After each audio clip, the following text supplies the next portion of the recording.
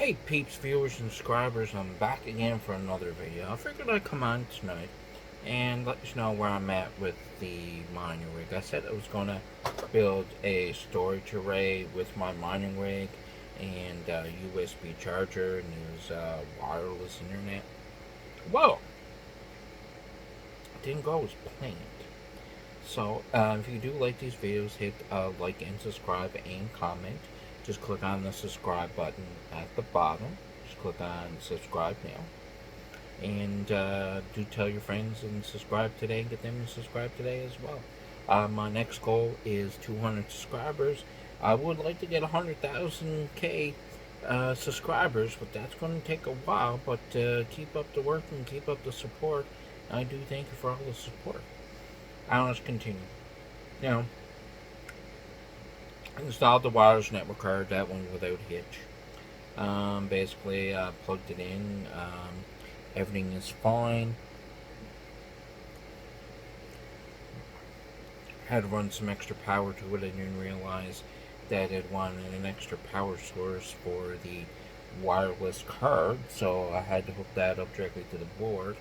And I had to, because it has Bluetooth on it with Wi-Fi. So that all went smoothly. It all installed, no issues. It's browsing the internet, no problems. It's mining okay. Now the next thing as well, I was talking about the USB charging, which I was going to get a charge station as well. Now that didn't go as well initially. Now, I had to use a Molex connector. I hate using Molex. I know what you're going to say. It's probably not the best choice. But I've used Molex in the past. I've had no fires or anything occur. So, I'm fine with it. And they're all new Molex connectors anyway. So, the chance of them going bad is pretty slim. And I'm not using them. I'm not using that for the mining card. I'm just using that for the USB card. Plug that in, that's fine. I'm charging my phone as we speak right now. And we had no issues with that. Everything looks to be fine. The only thing is that the card, that it's a PC riser card that it's in, what's happening is the card is small. It's not a big PCI card, PCI Express E card. And what's happening is that due to that, it's causing the riser board to like tilt a little bit, and it's causing it to move sideways and up and down. So the remedy I'm going to have for that, I'm just going to put a double-side stick tape on the bottom of the riser and the cross frame. There's two pieces of rubber there anyway, so there is insulation between the two of them. So adding double-side stick tape there should not be a problem, so that when you're plugging in the cord or pulling out the cord, that you are not moving the card, because over a period of time you may cause a short to occur. So that was basically a thing that I'm going to do. Now the screen is not done. I'm going to do that tomorrow. I'm going to do another video with that, the touch screen. That's going to go without any hitches.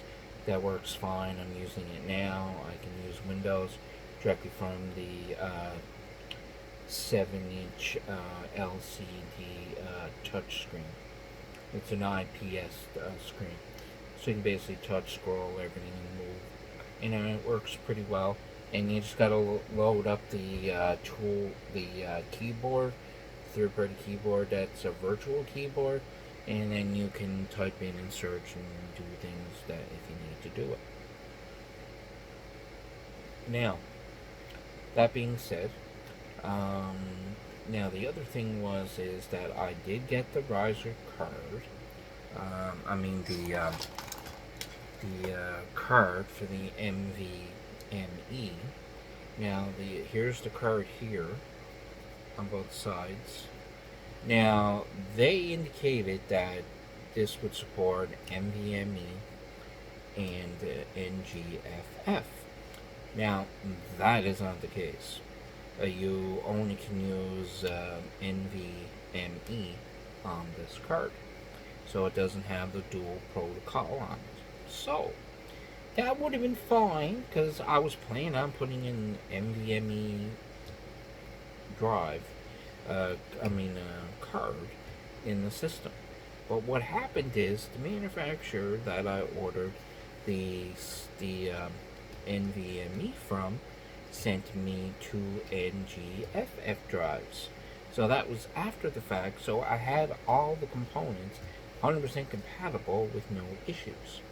Now when I put this card in, I put the card in, drivers install, everything goes fine. The card picks up, but it does not pick up any of the NGFF drives. Now, basically, it's not due to power delivery issues because I have a 1500 watt power supply in my mining rig, and I tried this in my main system as well, which I got a 1200 watt power supply. So it's definitely not the power supply delivery or anything like that that's causing the problem. So basically, then I decided I had my other computer that I built. I have a dual system built in my main gaming system, and I put that in, and the card in this detects it with no problem. So basically, I can't finish completing this video until I receive the replacement NGFFs with the NVMe. And the NGFFs they sent me had a defect in them. So basically, what's happening is that the defect is causing Windows to freeze up. Now, the other thing I'm thinking too is that I'm using a NVMe and an NGFF reader. So, what I think could be the very possibility, I could be getting on the limits of the USB transfer rate, and it's causing it to lag up and freeze. So basically, I'm hitting the limitations of the USB now because those NGFF drives will read at 7,320 megabytes. So basically, I'm definitely exceeding the USB transfer. So anytime I transfer files over or try to transfer it, it's causing it to fail every time. So I don't know. Maybe it's the reader itself could be bad. Maybe it's not getting a proper connection. Could be a few things. Maybe it's the USB cord I'm using that could be causing a problem. So basically, what I'm going to do is I'm waiting for the other two drives. They're going to get here. And what I'm going to do is I'm going to order a NGFF card that supports that, and I'll put that in my main system and put it on the card and see if that works fine. And if that works fine, then fantastic. Then everything's been resolved. But basically, that's where I'm at right now. But I did get everything configured. Now, the thing I discovered a lot of people don't mention, I have fans on to keep all the video cards cool. Now, the issue is the power supply that I have vents up to the top and blows everything up to the top. So anytime when I put the 6700 the GPU or video card over the top of that power supply where the heat is coming out, it's causing the card to overheat and then causing the system to reboot. So then what I had to do is I had to move all the GPUs over to the right hand side of the rig so that it is away from the power supply. Now I was thinking what I may do is I may flip the power supply. Instead of laying it down, I may flip it and mount it standing up. That may solve the problem. Probably not. So basically, I'm probably just going to have to keep everything on to the right of the mining rig, and I'm probably not going to be getting any new video cards at the moment. They're still a little pricey. I'm still waiting for the right ones because there's a few I do mine with that are working very well and I'm very impressed with. I have the 6500 that's mining really good. I got the 6600 that's mining fantastic. I'm quite impressed with that.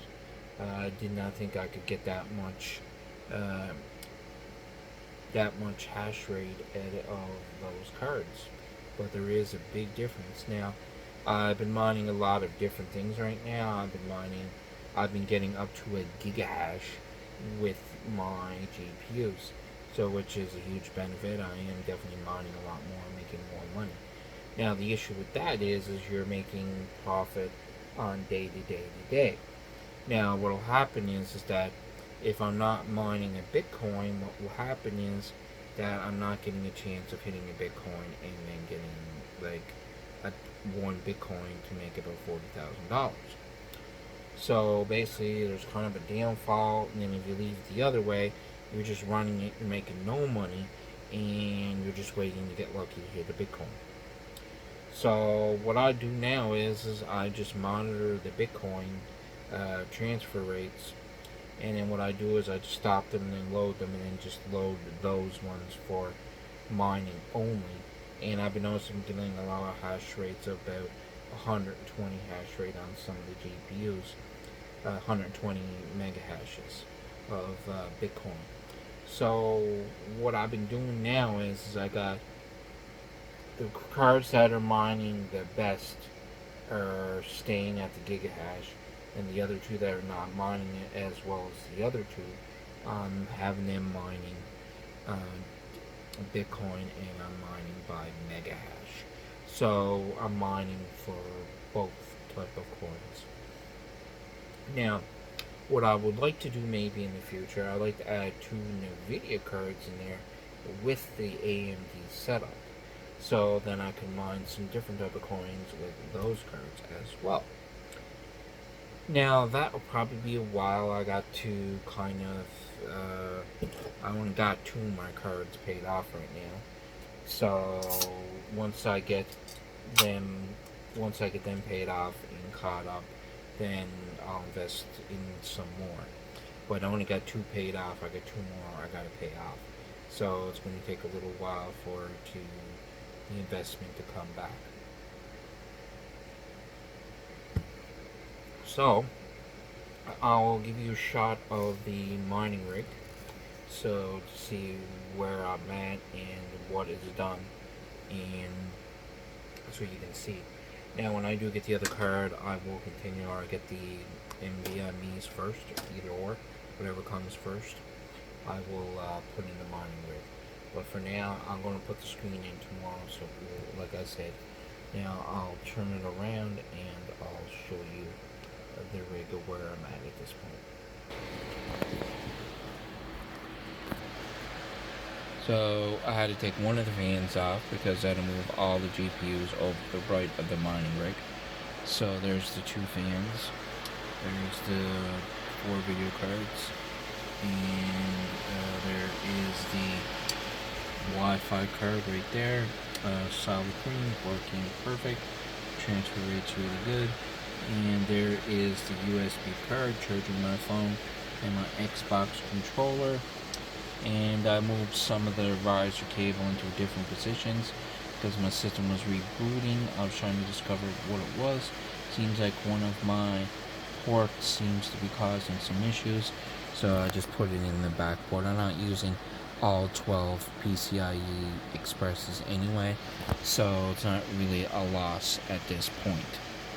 So basically that's where I'm at right now. Once I get some more updates, I will give you some more videos.